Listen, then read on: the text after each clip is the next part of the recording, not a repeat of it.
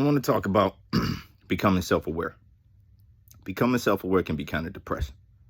Um, when you start to transcend certain materialistic ideologies, certain mentalities, the carnal flesh, certain desires, when you start to abstain from them, break them, sexual habits, certain vices, once again, the materialistic school of thought that goes around globally, things of this nature. When you start to get past that, life can be a little slower for you, a little boring when you start to kind of see the same narrative being pushed, the same agenda, when you're seeing how many people are biting on it, how many people are emulating this toxic behavior in all of these different schools of thought, from sneaky links, to OnlyFans, to adult content, to, just negative drinking, smoking, vices, drugs, stuff that is perpetuated through rap music and all types of music. When you think about just, even gender manipulation,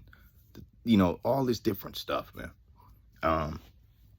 When you start to get past it and you see how confusion is being used as a weapon against society, against people, you can start to say, what's the point, right? When you start to recognize that everything is what we identify it to be. Everything is what we define it to be. So life is literally what you make it on some level. We all co-create together, but as individuals, from our perspective, life is what we make it. It's really interesting. So therefore, to ask yourself questions like, what's the point, of materialism, sex, war, money, clothes, name brand clothes, shoes, what is the point? It's not really fulfilling you. The point is for you to make something good out of it, for you to create your own heaven on earth. It's still your free will. God does want you to be happy. And although these systems are distractions and they do promote evil, if you are truly good, you won't be compromised, and you can use these things for the betterment of others and not just yourself. You can use it to actually become a little bit happier externally, which might honestly increase the natural joy, the godly joy that you feel internally. Why wouldn't God want that for you? Why wouldn't God want you to be joyful regardless of any situation, but also happy because the external situations match, your positive energy, right? You deserve that. So materialism and a lot of this stuff that's going around, this propaganda, it is a distraction.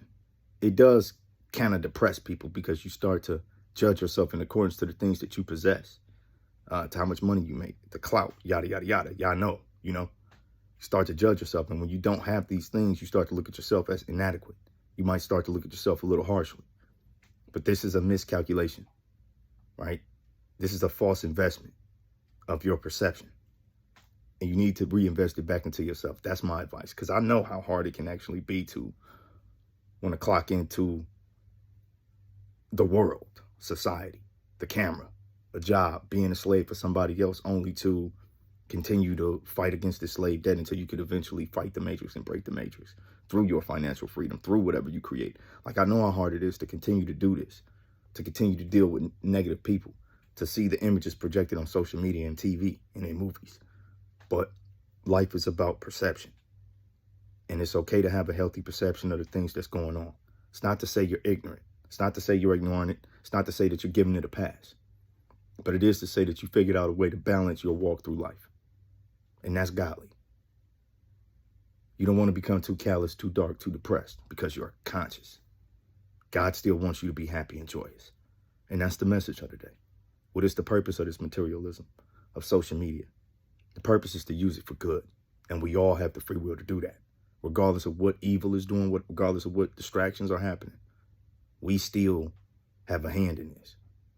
And that's my word. I'm out.